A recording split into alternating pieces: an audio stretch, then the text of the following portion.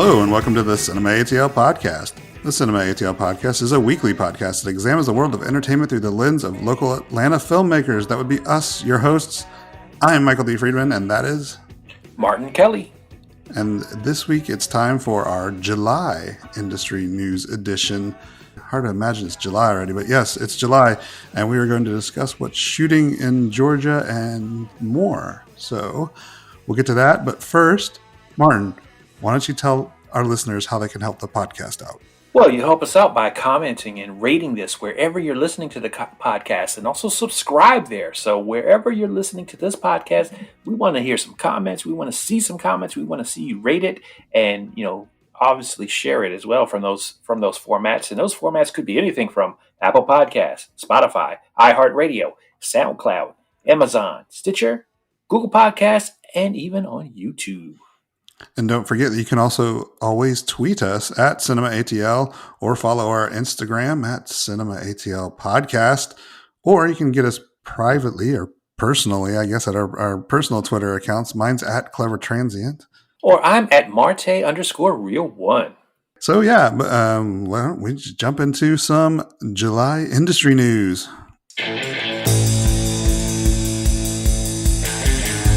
All right, so welcome back to another edition of Cinema ATL Industry News. First of all, we usually jump into some new or recent or upcoming releases that were filmed here in Georgia, and then after that, we discuss what's shooting right now in this Georgia or the Atlanta area specifically. And also, just a reminder, you can always check the Georgia Film Help Wanted hotline at georgia.org for more information. Hey, Martin, I got that right on one take. I normally screw that up. But anyway. That's amazing, but you're tipping them to the fact that we may edit this.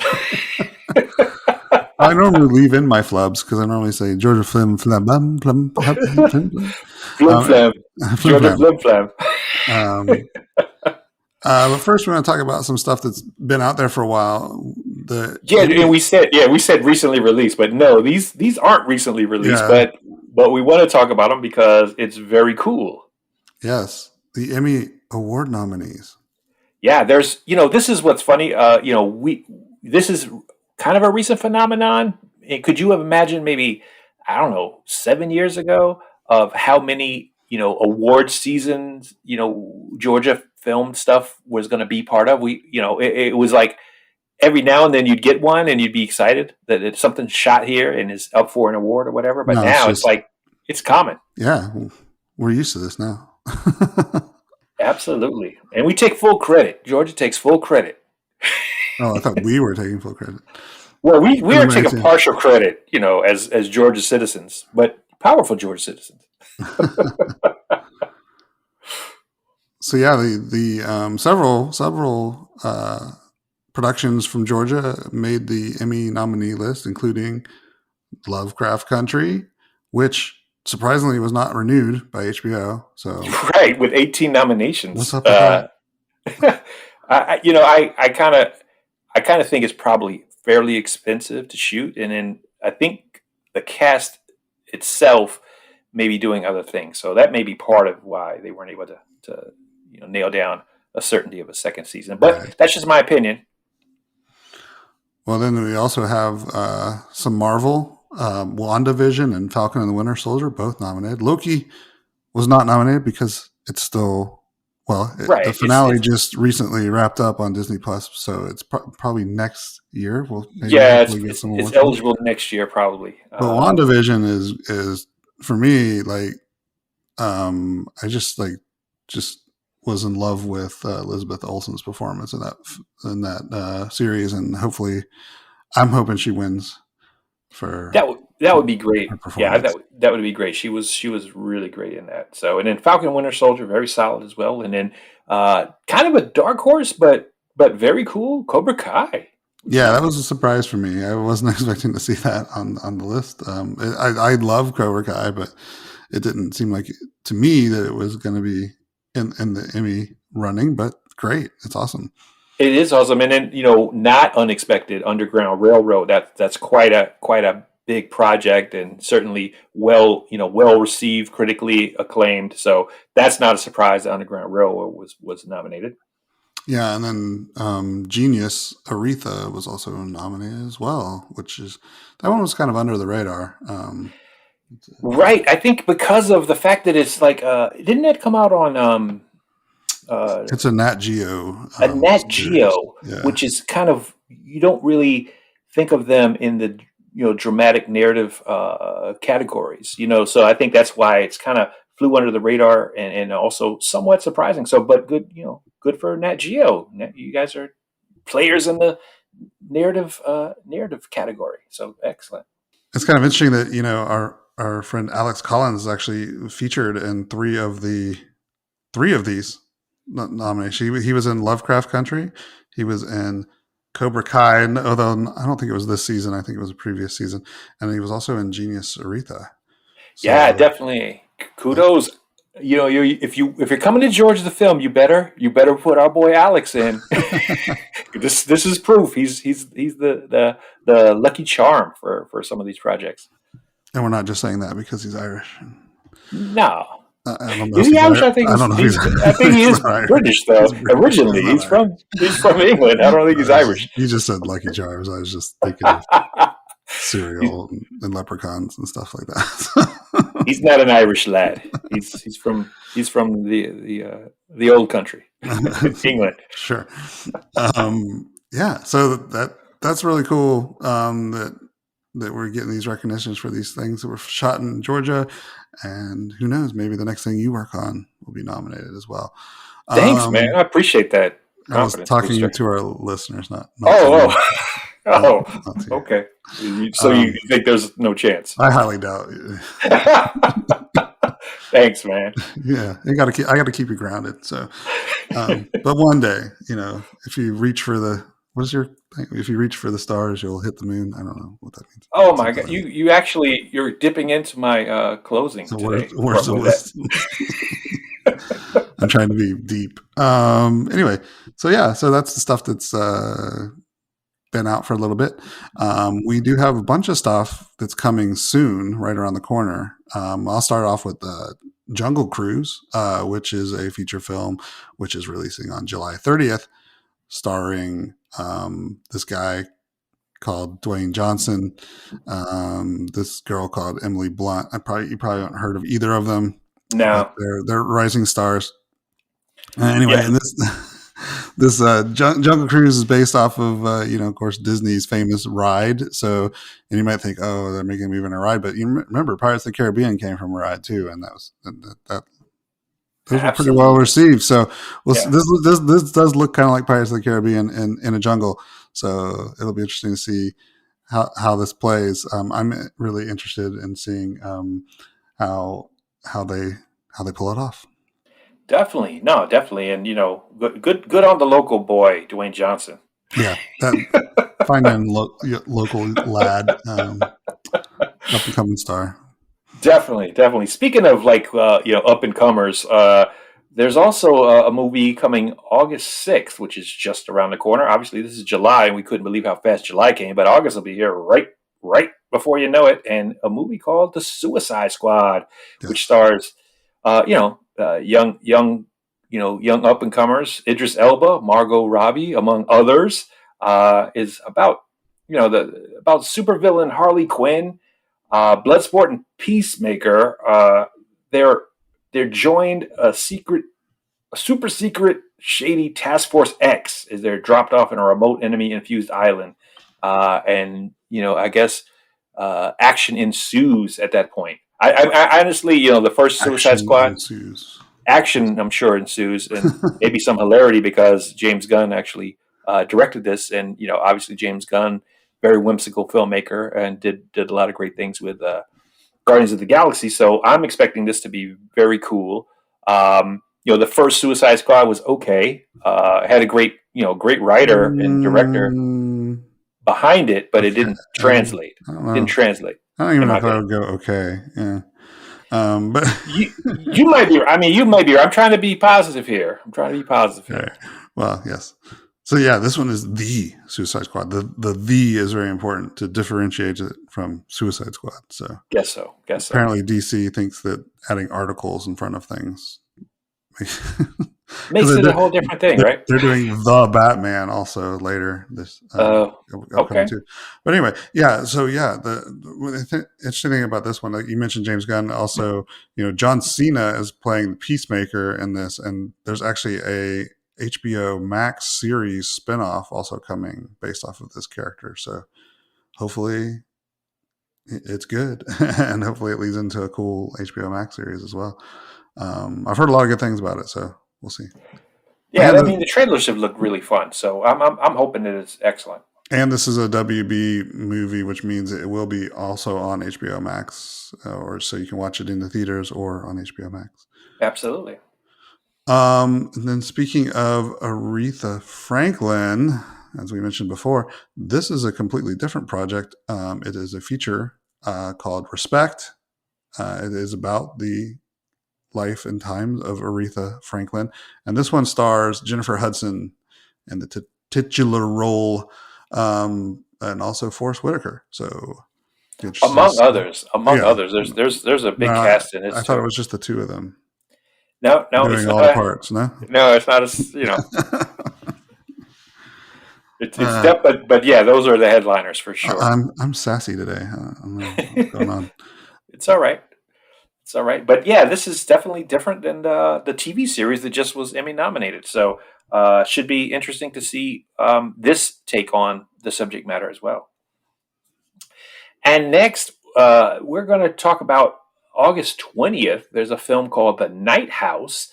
This was not filmed in Georgia. It does star Rebecca Hall, who's fantastic, but directed by David Bruckner from previously of The Signal, among other films. And of course, The Signal was very famously shot here in Georgia and went on to Sundance acclaim. And David Bruckner spent many a year as a independent filmmaker here in Georgia, so that's why I wanted to highlight it. And the story revolves Atlanta's around own David Bruckner. Atlanta's own David Bruckner. Yeah, the story revolves around a widow beginning to uncover her recently deceased husband's disturbing secrets at the night house, and so it's definitely kind of a scary thriller, almost a horror, but I think it's kind of supernatural thriller in some ways. But congratulations to David, who's on to directing chores on Hellraiser. So, but this is coming out soon, August 20th. Did I mention that Respect comes out on August 13th? I don't know if I did mention that. No, I think you said speaking of Aretha, and it just went on from there. I should read my own notes. Okay. Yes, so Respect comes out on August 13th. Night House comes out on August 20th. And then on August 22nd, we have our final upcoming preview. This is a little TV show called The Walking Dead. It's back. Another up and coming television show. Yeah. This is actually the final season of Walking Dead, but don't get too depressed because they are milking this one for everything it's worth. I believe like this final season is going to be like something like 18 episodes, and there's going to be 3 installments. So I think it's running all the way through the end of 2022. But this is the beginning of the end. So, and there's going to be tons of spinoffs too, of course. But, if you're a Walking Dead fan, this is pretty big deal. So I'm a Walking Dead fan, so I'm looking forward to it. So we'll see how things go starting on August 22nd. Yeah, that's awesome. That's awesome. So now we're going to transition from the new releases into what is shooting now. And first off, we'll talk about Black Panther 2, Wakanda Forever, which is from Disney and, of course, the Marvel Universe feature film, and it's shooting now. And I don't think you may be able to shed a little light on more of what it's about because I don't actually know, and I don't know how they're going to, handle the demise of, the actor who played Black Panther. I think there's a lot of ideas, and I think there is a general consensus of what it's going to be. But certainly good to see that it's going to continue. But it is sad to see that it won't have Chadwick Boseman. Yeah, I mean, I have no idea how they're going to do this. I haven't read anything. They've kept it pretty under wraps about what's going to go on with this. I was actually surprised that it's already in production. I didn't think they were already off on that path already, but So yeah, they've kept things really locked down on this. So it's hard to tell which direction they're going. I did want to mention though, the next Marvel series that's coming out on Disney Plus is called What If. It's an animated series, and one of the episodes features Chadwick Boseman's actual voice. He's voicing the T'Challa in a What If episode. So we do get to Cool. at So least get to experience that his contribution, his this wonderful actor at least one more time. So that's something to look forward to. no, yeah, Um, definitely, definitely. Next up on our list of shooting now is Moonshot, and this is a Netflix feature featuring Emily Rudd, Lana Condor, and Cole Sprouse. It's about a woman who goes after her boyfriend who has moved to Mars. So I don't know which direction this is going in, whether it's comedy, drama, whatever. I don't know. It's kind of ambiguous at this point. I think it is a comedy, and I would and think it also was just based off the cast, but yeah. right, right, because Lana Condor, of course, very very big on Netflix movies from what the Kissing Booth or no to the boys to all the boys I've loved, right? Hmm. Yes, and she's had very big success on Netflix with those two films. So, and those are romantic comedies. So I think this is probably in that same vein. Yeah, and like Cole Sprouse has got background in those types of things too. So yeah, I'm Right. assuming it's a romantic comedy of some sort. Yeah, I mean it's and the premise is very high concept romantic comedy. So a woman goes after her boyfriend who's moved to Mars. It does sound like It wacky sounds enough. kind of wacky. Yeah, yeah, exactly. But that's very cool. Very cool. Next up is an indie feature called "The Re-Education of Molly Singer," and this is a comedy. So this is definitely a comedy. At least it's billed as a comedy. To save her job, a young lawyer must go undercover, enrolling as a freshman at her old alma mater in order to resuscitate the well-being of her boss's terribly awkward teenage son. So hijinks ensue, I assume. Yes, we all want to see hijinks. Hijinks are where it's at. Definitely. Yeah, I don't know much more about this one either.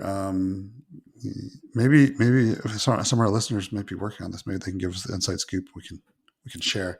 Yes. Don't get in trouble though. Don't. No, but feed us. Yeah, feed us some info, inside info. That'd be great. We don't want you to break your NDA. But yeah.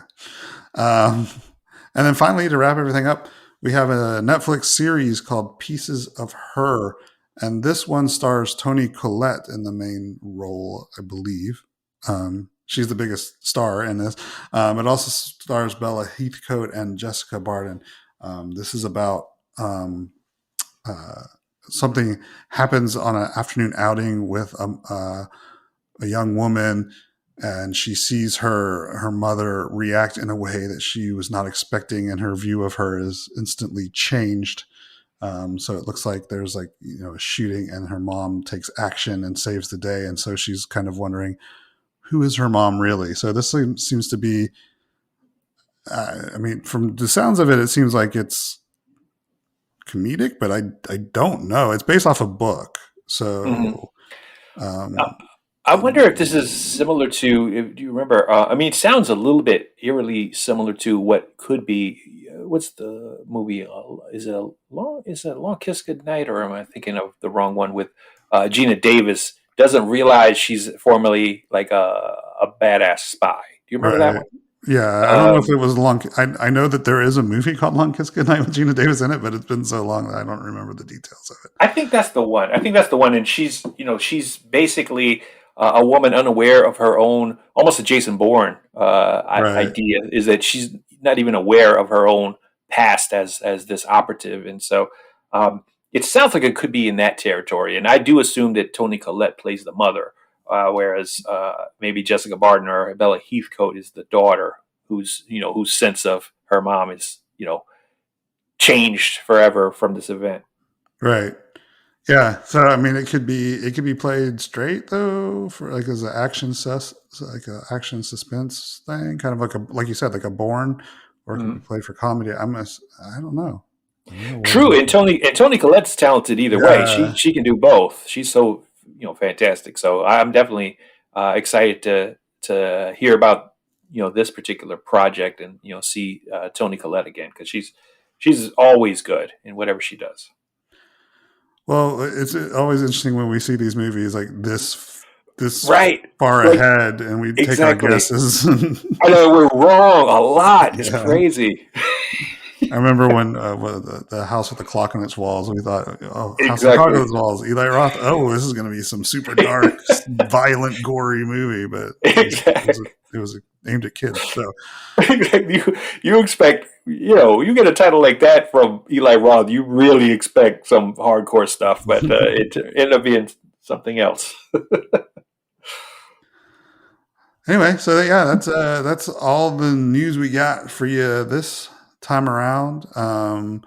We'll be back, hopefully next month, or we're trying to do these on a mostly monthly basis, but it really kind of depends on what's going on. But seems like production's really ramped back up now that COVID is kind of at least getting more, less Yeah, as a forefront in our heads, and we're starting to go definitely. back out and go see movies and things like that. And Definitely. Yeah, we even got to the theater together right, recently, so that was very cool. That was very yeah. cool. But yeah, you're right, and we've been able to do 3 of these recently, so that's fantastic. So hopefully that makes it that this trend will continue, and we'll have plenty more coming soon. Well, all right. We're going to wrap it up for this week's episode. We want to thank Eureka Failure again for providing the music as they do each and every week. Really appreciate it. Check them out at eurekafailure.bandcamp.com or wherever you listen to music, like Spotify or Apple Music or wherever you're listening to them. Please check them out. It really helps them out, and we appreciate them for helping us out. So Definitely. please Definitely. give. And then, we would also appreciate your help if you would share this and do all the things we mentioned at the beginning of the podcast, and, just get the word out that we're doing this. We've been doing it pretty much weekly for, going on a year and a half now. So, Definitely. we took a couple breaks, but we deserve a break every once in a while. So yes, that's it for this week, Martin. Before we wrap up, though, we always look forward to your exciting words of wisdom. Really? Yeah. Wow. Yes. No pressure. Okay. Well, this is a quote from Teddy Roosevelt, and I kind of like it. It's similar to things that I've said before, and that are kind of good things to live by. But he says, "Keep your eyes on the stars and your feet on the ground." So I think that's a play on Casey Kasem, of course, who came much later than Teddy Roosevelt. But I do like the sentiment is to keep your head in the clouds, but your feet on the ground, and I think that's a good way to go through life. And see, I already like made a little joke about that earlier. So now You did. I don't You have did. anything. Something about teddy bears. I don't know. Teddy Ruxpin. Teddy Ruxpin. That's a famous quote from Teddy Ruxpin. I'm sure of it. Well, he could have been. He could have been. Half the people listening to us have no idea who Teddy Right, Ruxpin they don't is. even know what that is, and so that we break the rule that the unspoken rule of not revealing exactly how old we are. Well, let's tell us. Teddy Ruxpin was a bear that had a cassette tape in his chest that had him talk. So we'd have to explain what cassette tapes were too. So Yes, this gets too complicated. before we go down that rabbit hole, we're gonna break it off, and we'll see you guys next week. Hope you come back, and see you next time on the Cinema ATL podcast.